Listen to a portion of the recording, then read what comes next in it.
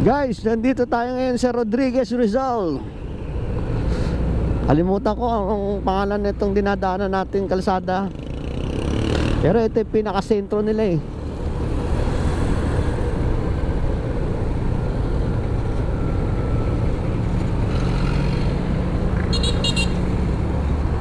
Taga dito yung bandang Lapis, bandang Pencil.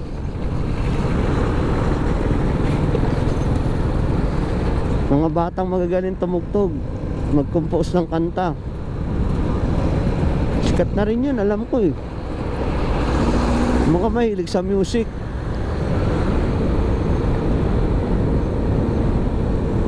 Ito na guys, papasok na tayo sa sentro nila oh.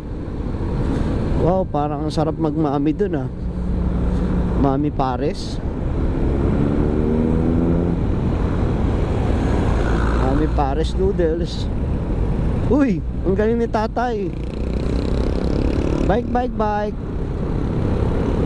Ingat po kayo tay.